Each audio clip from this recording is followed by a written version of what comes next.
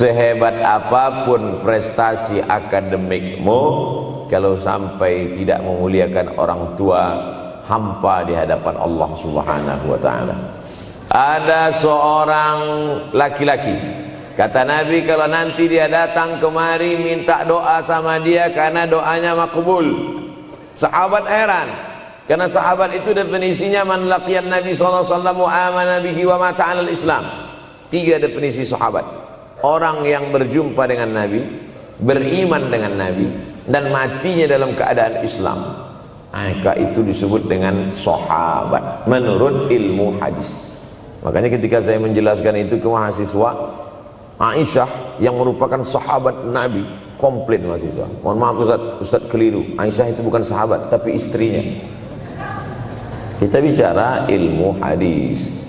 Makna sahabat, man laqiyan Nabi, berjumpa dengan Nabi, wa amana bihi, beriman dengan Nabi, wa mata 'alal Islam, mati dalam keadaan Islam. Abu Lahab ketemu dengan Nabi tapi tidak beriman dengan Nabi dan mati dalam keadaan kafir, maka tidak masuk golongan sahabat. Tapi ini ada seorang laki-laki hidup sezaman dengan Nabi dan Nabi mengenal dia, dan Nabi berpesan nanti kalau dia datang ke kota Madinah minta doa dari mulutnya karena doanya dikabulkan Allah Subhanahu wa ta'ala. Sahabat heran, kami yang hidup bersama engkau, kami yang berperang bersama engkau, kami yang sholat di Masjid Nabawi bersama engkau, kenapa doa dia lebih makbul daripada kami? Malah kami meminta doa dari mulut dia. Tapi tidak boleh membantah dan melawan Nabi. Pokoknya nanti kalau dia datang kemari minta doa kepada dia. Setelah Nabi Muhammad SAW meninggal dunia, laki-laki itu pun sampai ke kota Madinah, berjumpa dengan sahabat. Sesuai dengan yang dijanjikan Nabi, mereka pun meminta doa kepada dia. Namanya Uwais Al-Qarni. Makanya Uwais Al-Qarni tidak ada masuk dalam buku biografi sahabat. Kalau mau mencari biografi sahabat Nabi, buka kitab namanya Al-Isabah fi Tamyizis Sahabah, atau baca juga Usudul Ghabah fi Ma'rifatis Sahabah, atau baca juga Al-Isti'ab fi Ma'rifatil Ashab. Itu memang buku biografi isinya sahabat Nabi semua. Sahabat Nabi klasifikasi. Yang pertama, Al-Ashra Al-Mubashsharuna bil Jannah, 10 sahabat yang dijamin masuk surga. Level kedua, sahabat Nabi yang ikut perang Badar. Berikutnya, sahabat Nabi yang masuk Islam sebelum hijrah. Berikutnya, barulah ujung sahabat Nabi masuk Islamnya setelah hijrah, setelah Islam kuat, barulah dia masuk Islam. Tapi nama Uwais Al-Qarni tidak ada di dalam, karena dia tidak cukup syarat untuk menjadi sahabat, karena dia tidak pernah berjumpa langsung dengan Nabi Muhammad sallallahu alaihi wasallam. Tapi kenapa doanya makbul? Ternyata dia tidak berjumpa dengan Nabi bukan karena dengki, bukan karena musuh, bukan karena tidak beriman. Dia tidak jumpa dengan Nabi, salah satu sebabnya adalah karena dia menjaga ibunya di Yaman. Makkah di tengah, Yaman di bawah, Syam di atas, negeri Syam. Tak ada hubungan dengan negeri paman Syam. Syam di atas, Yaman di bawah, Makkah di tengah. Liila fi Quraisy, perjalanan orang Quraisy. Ila fihim rihlatash shita'i was-shaib, perjalanan syita musim dingin, shaif musim panas. Musim dingin mereka ke Yaman, musim panas mereka pergi ke negeri Syam. Kenapa dingin ke Yaman? Karena Yaman ini kalau musim dingin tidak terlampau dingin, salju tidak turun. Kalau pergi ke negeri Syam, salju turun. Palestina, Yordania, Suriah, Lebanon. Suriah, Lebanon ada salju. Maka musim panas Nabi pergi ke negeri Syam, karena kalau musim panas di Yaman panas sekali. Sedangkan ke negeri Syam panasnya tidak seberapa. Perjalanan orang Arab Quraisy ini diceritakan Allah, di negeri Yaman itulah tempat kampung Uwais Al-Qarni. Tidak sempat dia berjumpa dengan Nabi, tapi doanya lebih makbul daripada orang-orang yang berada bersama Nabi, karena keutamaan berbakti kepada ibu. Kalau sama ayah boleh ngelawan Pak Ustaz? Enggak juga. Nah, jadi kalau saya bicara tentang ibu, sesungguhnya ayah sudah masuk. Karena tanpa ayah kita juga bukan apa-apa dan bukan siapa-siapa, walaupun jatah ayah sepertiga, sedangkan ibu lebih daripada itu. Man ahaqqun nas bi husni suhbati, siapa orang yang paling layak mendapatkan baktiku ya Rasulullah? Ummuka. Summa man, siapa lagi? Ummuka. Summa man, siapa lagi? Ummuka. Summa man, abuka. Itu yang menyusun itu Nabi SAW, bukan saya. Itu makanya ibumu, ibumu, ibumu, bapakmu. Kenapa Nabi 3 kali? Kenapa Nabi menyebut laki-laki 1 kali, perempuan 3 kali? Karena ibumu mengandung, ibumu melahirkan, ibumu menyusukan. Ana Rahman, aku ini Rahman, kata Allah. Syaqaqtur rahim wa ja'altu lahu isman min ismi. Aku ciptakan satu makhluk di dalam perut perempuan, maaf, namanya rahim, dari namaku. Ini yang belum bisa dibuat dokter dimanapun di dunia ini, menciptakan rahim, belum bisa. Andai terpecah rekor ini, maka kebanggaan luar biasa bagi LGBT. Tidak bisa, sampai hari kiamat tidak akan bisa, janji Allah. Karena Allah mengatakan dalam hadis qudsi, Ana Rahman ja'altu lahu isman min ismi. Maka ada satu makhluk dalam perut perempuan yang diciptakan, diambil dari Asmaul Husna. Sehebat-hebatnya laki-laki, dari ujung rambut sampai ujung kaki tidak ada di tubuhnya ini yang diambil dari Asmaul Husna, tak ada. Bahwa namanya dari Asmaul Husna ada, Abdus Somad. Tapi ada makhluk di badannya diambil dari Asmaul Husna, itu hanya ada pada perempuan. Begitu hebatnya perempuan. Perempuan adalah ibumu, perempuan adalah istrimu, perempuan adalah anakmu, perempuan adalah adikmu. Maka saat engkau memuliakan perempuan, engkau sedang memuliakan 4 aspek dari kehidupan. Ketika Nabi Muhammad SAW diutus Allah ke atas muka bumi ini, salah satunya adalah mengajarkan manusia bagaimana menempatkan pada posisinya. Posisi dia adalah tempat kita menumpang. Ketika ada seorang laki-laki yang sudah sukses diwawancarai, siapa orang yang paling berjasa dalam hidup Anda? Dulu waktu saya merantau ke Yogyakarta, belum ada apa-apa, saya sempat numpang di rumah dia selama 4 bulan, kata seorang artis dalam sebuah wawancara. Begitu bangganya dia berkata, itulah orang paling berjasa kepada saya karena saya sempat numpang di rumahnya 4 bulan. Tapi ada yang dia lupa, bukan rumahnya yang kau tumpang, bukan ruang tamunya yang kau diami, sempat numpang di perutnya 9 bulan 10 hari. Tak pernah kau sebut. Angkat tangan yang tidak menumpang di rahim, langsung dari planet Mars langsung kemari. Enggak ada. Mr. Bean yang kita semua sehebat apapun pernah menumpang di perutnya. Oleh sebab itu makanya dosa yang paling mengerikan adalah kalau ada orang jual sabu-sabu, peminum khamar, di dunianya bahagia, happy, senang. Itu Ustaz, pengedar narkoba, hidupnya aman, adem, ayam, tentram. Di akhirat azabnya baru diberikan Allah Subhanahu wa taala. Ada orang yang pelakor senior, tapi hidupnya di dunia senang-senang saja, di akhirat nanti azabnya ditunda. Namanya istidraj.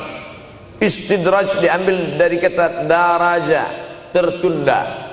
Azab yang tertunda, sudah jadi judul sinetron.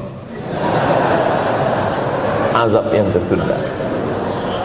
Tapi ada satu perbuatan dosa yang pasti di dunia dirasakan. Apa itu? Durhaka pada orang tua. Orang yang durhaka pada orang tua, di dunia dia tetap dapat, di akhirat dapat sekali lagi. Itu janji Rasulullah SAW. Lama hidup banyak dirasa, jauh berjalan banyak dilihat, lama jadi ustadz banyak yang curhat. Maka tidak 1 2 itu saya lihat dalam kehidupan. Hebat, rezeki banyak melimpah ruah, tapi jauh dari kebahagiaan. Apa sebab? Janji Rasulullah SAW, orang yang durhaka pada orang tua di dunia sudah dapat, Di akhirat dapat lagi, dapat. Di mana letak keadilan Allah? Kenapa di dunia sudah dapat, di akhirat dapat lagi? Yang di dunia itu baru DP-nya, di akhirat baru kau rasakan cash. Oleh sebab itu jangan pernah melawan pada orang tua, jangan pernah melawan. Apapun kata dia, jurus menghadapi orang tua ini tidak banyak, 3 saja. Kalau dia marah-marah, kalau dia cerewet, kalau dia ngamuk-ngamuk, pertama diam.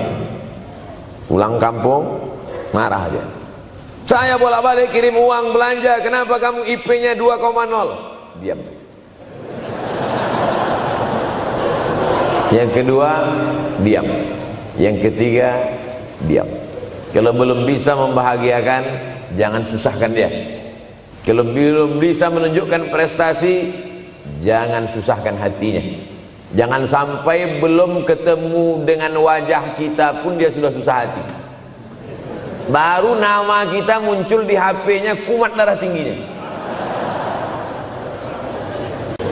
Bunyi handphone dia lihat nama kita di situ, langsung berubah detak jantung. Saya tidak ujuk-ujuk langsung jadi ustadz. Saya sempat jadi mahasiswa terlama di dunia. Saya kuliah di Mesir tahun 1998 sampai 2002. 4 September 1998 menginjakkan kaki di Kairo. November pulang tahun 2002. Tidak pernah sekalipun saya menyusahkan orang tua saya. Tak pernah saya minta uang pada mereka. Sampai almarhumah emak saya bertanya, kau makan apa di sana? Makan nasi, saya bilang. Dari mana dapat uang? Beasiswa saya cukup, mak. 162 pon. 50 untuk makan, 50 untuk rumah, tinggal 62. 20 dibagi lagi untuk ongkos, 20 untuk buku, 20 disimpan, mana tahu demam sakit gak ada uang. Sampai pulang. Sampai akhirnya dia kasih tanya, gimana caranya ngirim uang supaya nanti di akhirat kalau Allah bertanya, pernah gak ngirim uang? Pernah. Ya, saya tak mau menyusahkan. Saya menganggap kalau nanti saya minta, hatinya susah. Kalau nanti saya banyak minta, saya tak bisa balas. Maka saya bukan berarti mengajak adik-adik tidak minta uang. Saya paham, tak semuanya dapat beasiswa. Artinya minta. Cuman kalau minta ya pulang nanti sampaikan ke orang tua. Saya sudah dengar ceramah Ustaz Somad, maka saya tidak minta lagi, Mak. Tidak.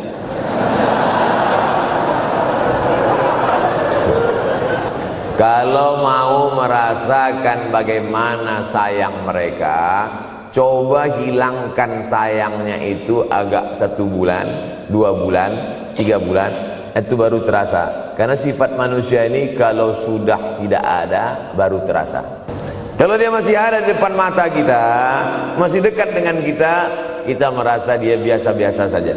Tapi kalau dia sudah tidak lagi ada, itu barulah. Oleh sebab itu coba kalau mau merasakan, kasih tahu dia, papa, mama, untuk biaya kuliah saya 1 semester ini tolong jangan kasih dulu. Saya mau jual koran dulu. Saya mau kerja di Dorsmir dulu. Saya mau kerja loper dulu. Saya mau susah-susah dulu.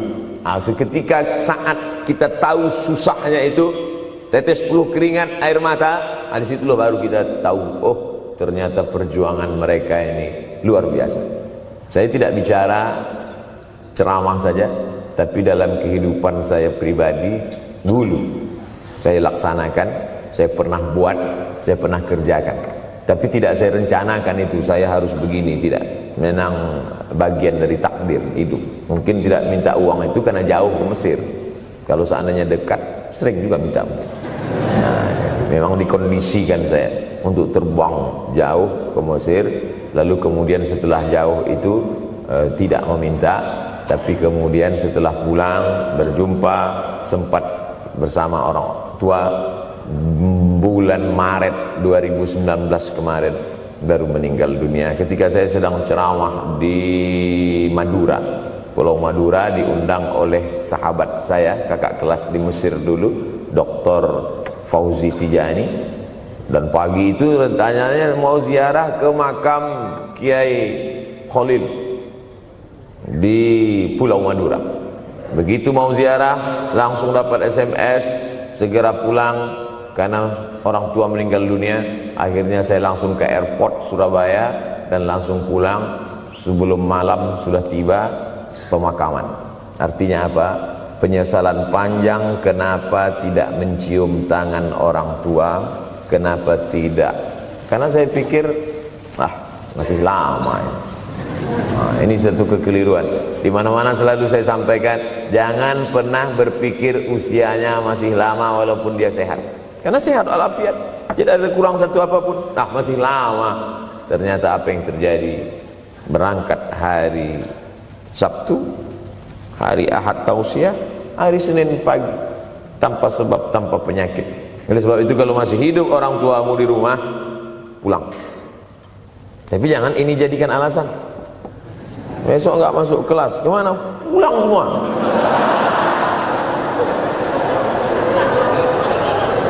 Pulang sesuai dengan kondisi, situasi dan keadaan.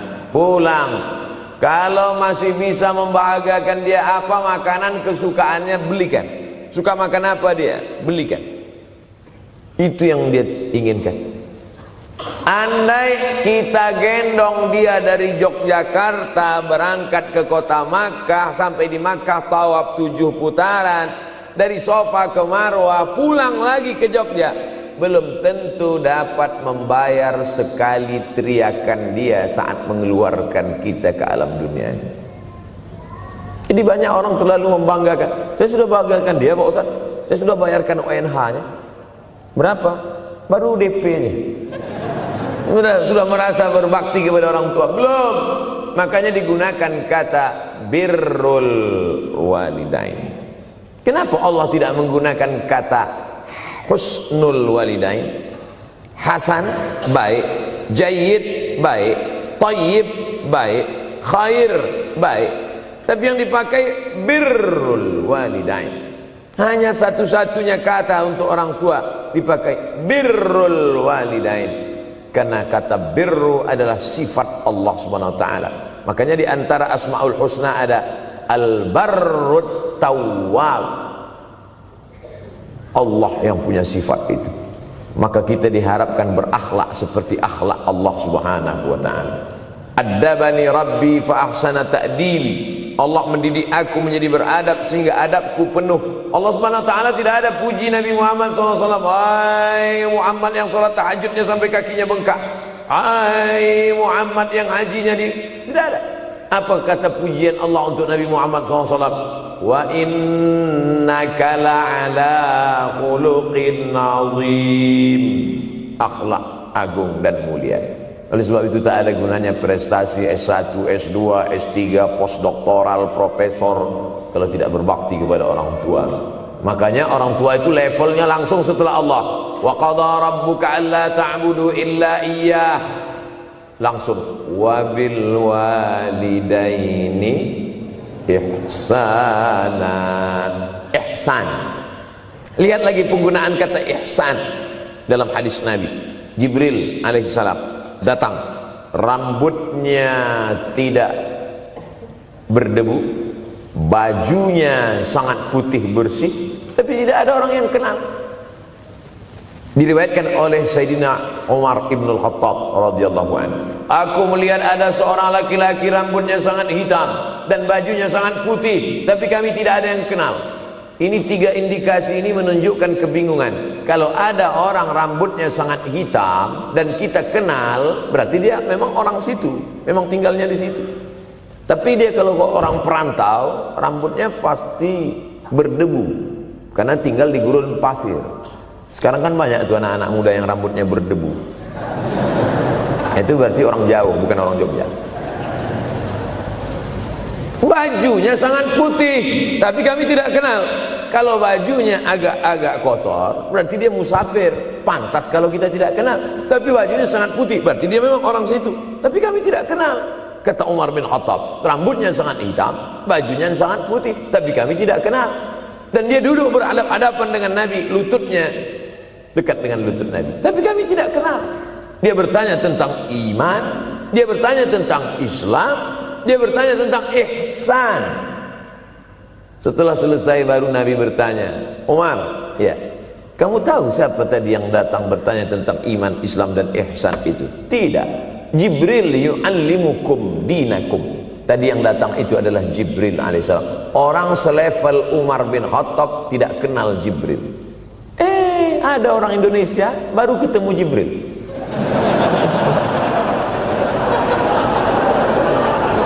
Umar bin Khattab kalau lewat di suatu jalan, kalau Umar bin Khattab lewat jalan Sudirman, maka setan lari ke jalan lain. Ini ada orang satu perjalanan sama setan, ngaku kenal dengan Jibril alaihissalam. Makanya kalau baca hadis, satu hadis tapi analisa dari hadis itu banyak sekali. Umar tidak kenal dengan Jibril kecuali setelah Nabi Muhammad SAW yang bercerita mengenalkan. Dari mana Nabi tahu? Nabi dapat wahyu dari Allah Subhanahu wa ta'ala. Tapi ada analisa lain. Apa maknanya? Allah menggunakan kata ihsan untuk orang tua, Nabi menggunakan kata ihsan untuk Allah. Ihsan untuk Allah, anta'budallaha ka'annaka tarah, kau sembah Allah seakan-akan engkau melihat dia. Fa in lam takun tarah, kalau kau tidak bisa melihat dia, fa innahu yarak, sesungguhnya dia yang selalu melihatmu, tidak pernah putus. Ihsan Allah kepada kita, tidak pernah putus pengawasan Allah. Bagaimana ihsan kita kepada orang tua?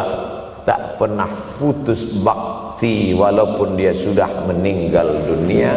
Makanya kita tetap membaca walaupun dia sudah masuk liang lahat, jam 2 malam bangun, Rabbighfirli wali walidayya warhamhuma kama rabbayani shaghira.